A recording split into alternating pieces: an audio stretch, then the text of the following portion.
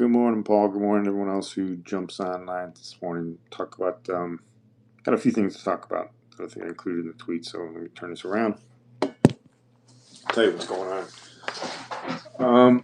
A couple things that I'm keeping an eye on that I saw last night and saw this morning that looks kind of fascinating. One was Korea. I put a tweet out about Korea last night on the corporate handle and the TT handle, and then I talked a little bit about my personal handle. But they put in some strong numbers last night. Let me pull it up. In Korea, what did they do? I lost it. Oh, their industrial production came in up 7.1%. They're expecting it down 1.9%. Manufacturing production year over year for March was up 7.6%.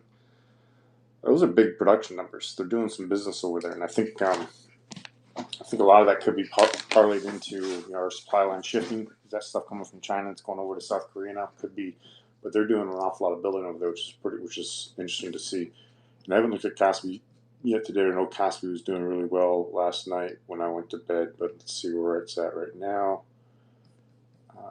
Kospi. Looks like it. Kospi had a good strong session. Looks like it was the highest close they've had in the Kospi since going back to the second week of March. So things seem to be looking positive over there. It makes you wonder if this is tied to supply lines getting shifted over there. If they're getting more production, getting more work over there. Certainly a possibility. Other things I'm looking at this morning, stocks in Europe are a little soft. Eurostoxx are actually down right now, while the Emini is up. Emini is up 0.5%. Eurostoxx are off just a little bit. They had some general softness over there. I'm looking over some economic numbers right now to see what that really came from. But there was EU consumer confidence came in line, down 22%. Economic sentiment was well below expectations. Industrial sentiment was well below expectations. Services sentiment was well below expectations. So it looks like they're losing a little confidence in the recovery in Europe. So that's keeping stocks a little bit offered over there. What else was I going to look at today? Talk about supplies. Oh yeah, I thought it was kind of interesting. Dude, crude's up 16% right now. It's a big move. Actually, I know it's up 15% right now. But the talking heads, CNBC, Fox, MSNBC, not MSNBC, but Bloomberg, they're not really talking about crude today, which I think is kind of interesting.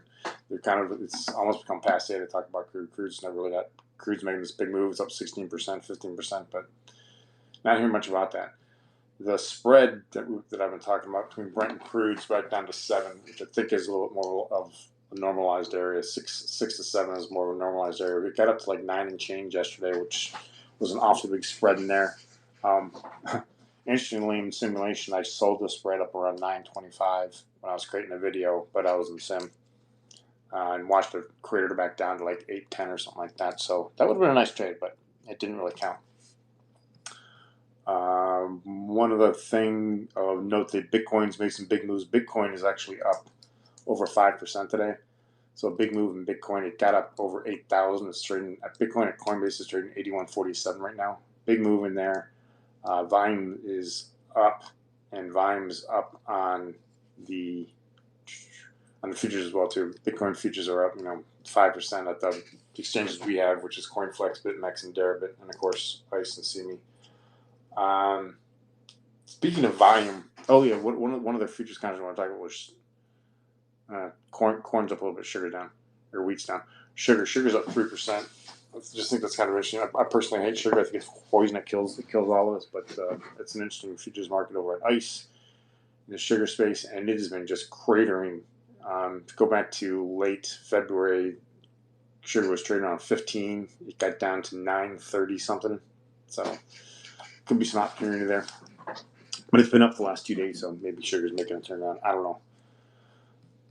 What other thing to talk about? Talked about Bitcoin. Talked about Vine. Put out something on LinkedIn last night and put it up on Twitter as well too. The Vine for the micros that seem my Twitter feed's been kind of inundated a lot the last couple of days about a lot of people trading micros. The micro E-mini contract at CME. It's a really nice contract. And a lot of traders that I know who kind of got chased out of the market a little bit because margin got high or just bad trades or whatever, got knocked out trading Emini or trading the micro now because you can do a lot of layering strategies and things like that, which is kind of nice. But I was looking at the volume on micros yesterday, and they're doing better than 1 million contracts a day in there. That's a lot of movement. That's a lot of contracts. The Emini's doing like 1.5 million, and the micro's doing one. So that contract was an awful success. Check it out. It's kind of fun. It's a nice thing to trade because it's low margin, slow everything. It's what 1/10 of the Emini, so worth checking out. Check out the micros and anything else you want to talk about. Give me a shout. Happy to talk about it. And we will talk later. Bye.